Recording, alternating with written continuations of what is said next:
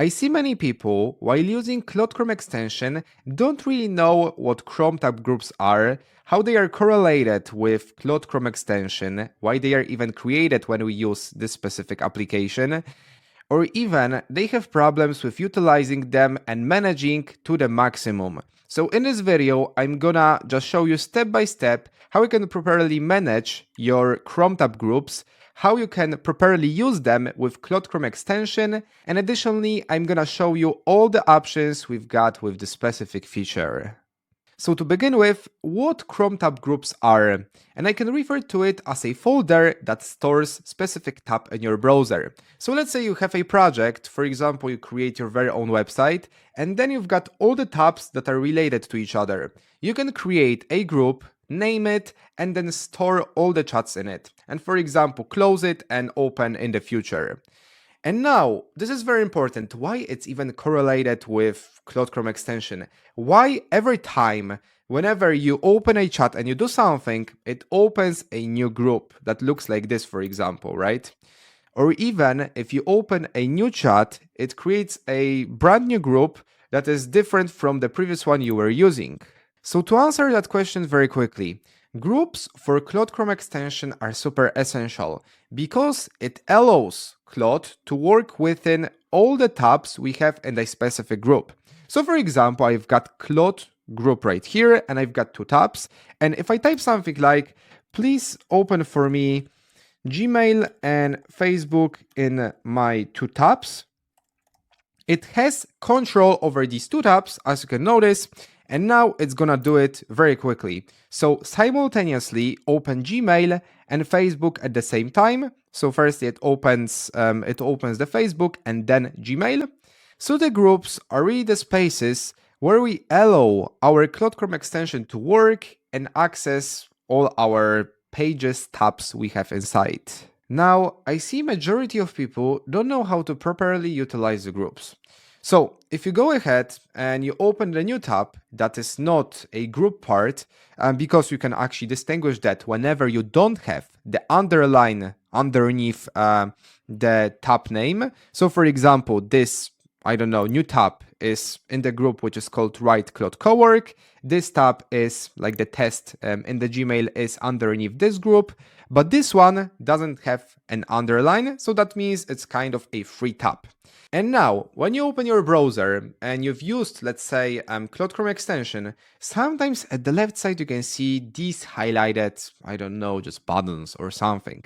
And simply these are the groups that you are using. And now, if you right click on the group, you can delete the group. You can, for example, let's say I'm gonna just close this one group.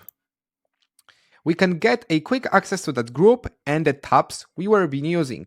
So when I click on it, it's gonna pop up for me all the tabs. So let's say you worked on one project, then for example, you wanted to stop working on it, so you close the group, and afterwards, you can literally with one click open all the tabs and the entire project, and once again, work with Claude Chrome extension. Another thing I see people do, and it's a huge mistake, they don't know even what's the difference between closing and deleting a group. Because when they use the Claude Chrome extension and they want to just close the group, like whatever, just get rid of the group, they literally close the tabs for that group and then they hit the notification which is delete a group and just naturally they delete the group. But now we can't have the access to that group anymore because we deleted the group. Instead, what we can do, let's say we've got these three tabs and we want to close this group, we can right click on the group, I would say label, and then we can literally close the group. And then it closes every single tab. However, still we've got the group. We didn't delete it. So when we click on it, the group pops up once again. But now even how to add a new tab to a group, because it's very tricky. When I click on a plus, this tab is not underneath that group, okay? So to open literally the new tab that's gonna be within the group itself, of course, we could do, for example, like this, like take the tab and literally just put in the group. But to do this stuff and to like instantly add a new tab which is within the group, we can right click on some tab and add the new tab to the right.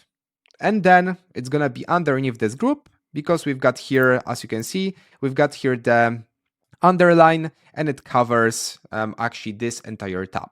Another thing is, if you open Cloud Chrome extension within one tab of the group, so let's say I'm gonna open this chat right here in this specific tab, and I go to other tab of this group and I open also Cloud Chrome extension, it says that the chat is opened in one of the tabs. So it's very important. One chat works across all the tabs within the group.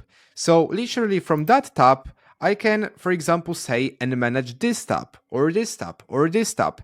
So it works across the entire group, aka project. And now I suppose when you open Cloud Chrome extension and you do some task, you open multiple different tasks for that chat, the task itself and all the tabs are related. So they are for one task. So that's why a group is very useful, because again, you may have multiple different tabs and all tabs are for just one task, right? Whether it's just letting Claude to open the Gmail, then Facebook to do something, or other platforms, and so on and so on. Now let's cover some options that go along with the group. So whenever we right click on a group, we can change a name of the group. So for example, we can name it as test. We can change the color as we want. We can open the new tab in a group. We can move, we can move group to the new window. So literally open it in the new window here. Then let me go back. In the new window here, then what we can do, we can close our group. And this is the proper way if we don't want to delete the group itself, because later it appears here. We can open it once again. And what we have else, we can ungroup all the chats. So whenever we've got the chats, let me add some chats here.